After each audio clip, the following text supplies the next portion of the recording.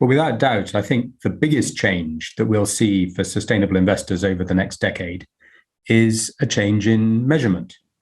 And by that, what I mean is that today we tend to focus all accounting and measurement of company performance on financial factors, on the balance sheet and the profit and loss account. But what's going to change is that we will start to measure all those other factors that companies generate. So the amount of carbon emissions, the amount of plastic waste they generate, the amount of pollution will suddenly become evident to everybody. And this is incredibly important for anyone who's thinking about sustainability, because at last we will understand the true cost of generating a profit. So we'll understand the cost in terms of what economists call the negative externalities.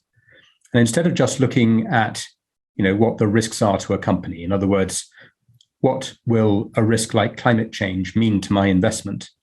We will actually be able to say, well, what impact does my investment have on climate change?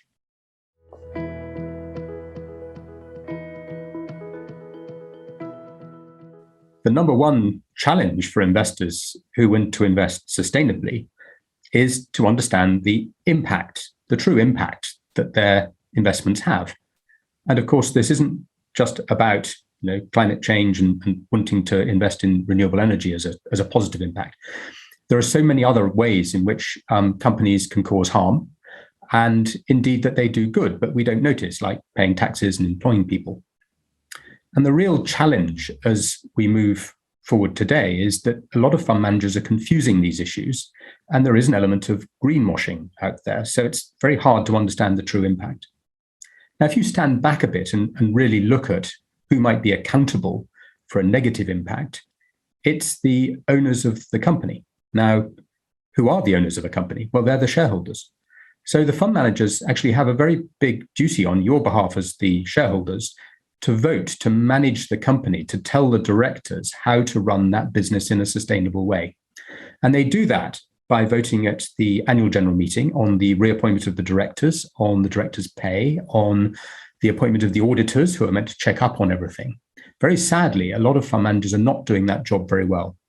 So if you really want to have a positive impact, it's very important to hold those directors to account, to manage the company better. And to check up on your fund manager, just ask for their voting record. Find out how many times they've actually voted against the reappointment of a director, or their pay packages, or the reappointment of an auditor.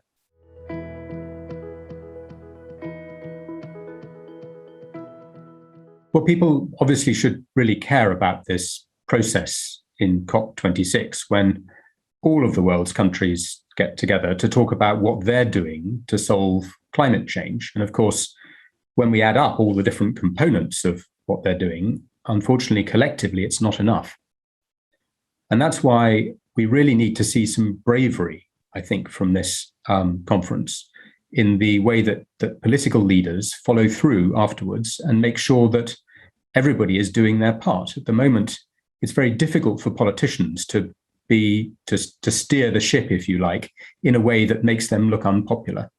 So what we've seen recently is President Biden say, on the one hand, it's code red, our nation, the world is in real trouble from climate change. And then almost in the same breath, I think a week later, he said that the White House is doing everything it possibly can to hold down the price of gasoline.